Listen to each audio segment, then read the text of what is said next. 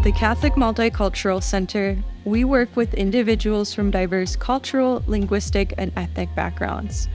We often serve people who are low income and facing disproportionate challenges in their life. As staff and volunteers of the CMC, it is our job to prepare ourselves to compassionately and respectfully work with the people we serve, regardless of our own background.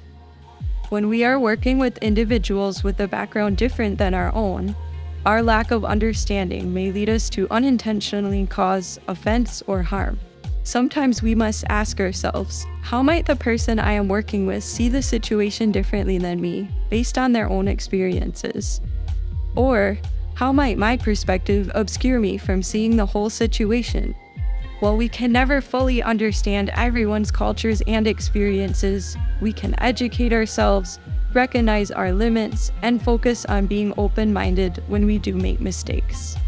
Let's take a look at some scenarios that help illustrate the do's and don'ts of being sensitive to people with backgrounds different than our own. So, Antonio, tell me about yourself. Where are you from? I am from here, from Madison. But I mean, where are you really from, originally? Well, I was born in Iowa, but I moved to Madison when I was a child.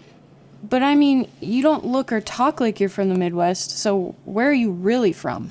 Oh, that's because of my grandparents were from El Salvador, Central America. But as I said, I was born here. Oh, okay. So you mean you're really from El Salvador? No, I was born here in the U.S.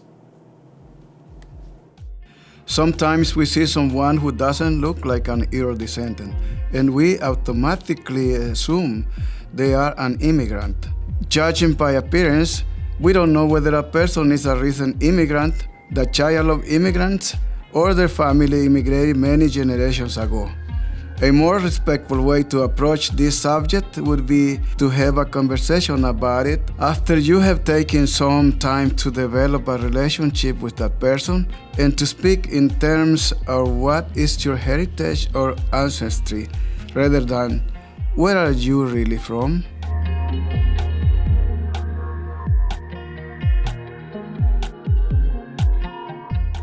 Since my accident, these medical bills just keep coming.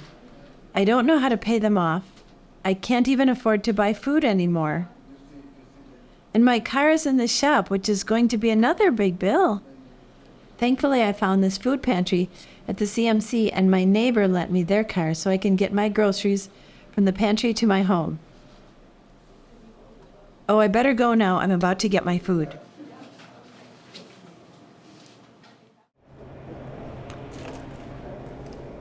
Would you like some apples? That would be great. Thank you.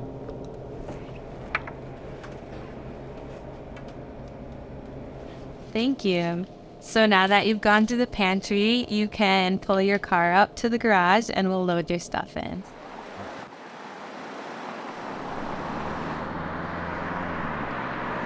Wow, look at that nice car. Clearly they don't need the food pantry. Some people just want to take advantage. It's such a shame that some people try to cheat the system when we are here to help people who really need it. It's really not our place to judge. We don't know what happened in this person's life before they arrived at the food pantry today. I always assume that if somebody's walking through our doors, they really need to be here, whether we know exactly why or not. In most instances, we do not know what brought a person to CMC or how they got to that point in life where they need assistance. Bob had the correct response. It is our role to serve, not to judge. Our guests at the food pantry deserve the same courtesy that people who are able to afford to shop in a grocery store expect to receive.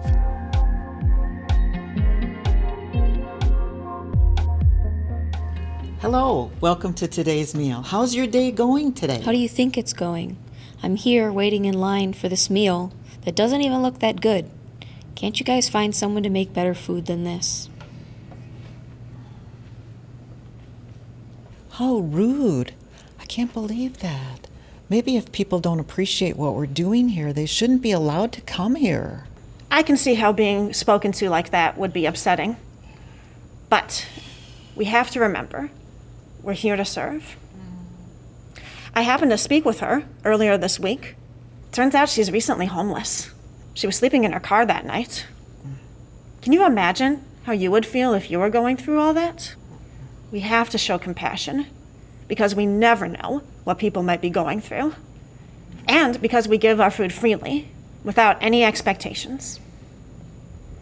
While rudeness to a volunteer is not entirely excusable, our guests deserve to be treated with dignity and respect. In an unpleasant situation, please deal with it as compassionately and calmly as possible. If you feel a guest's behavior truly is an issue, please find a CMC staff member so they can deal with it.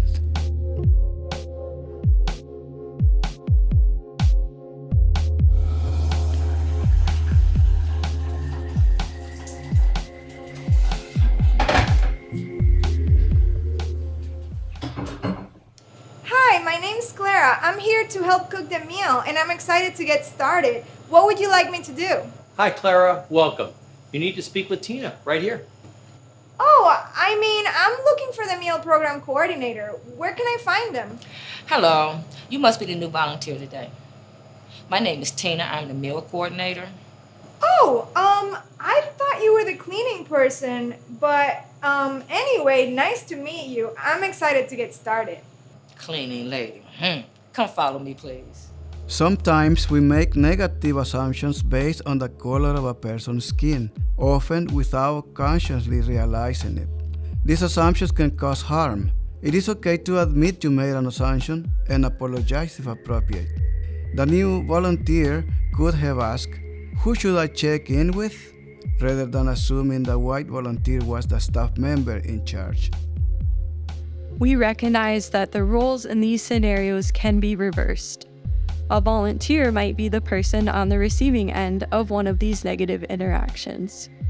We want to do what is in our power to make you feel supported and respected as a volunteer.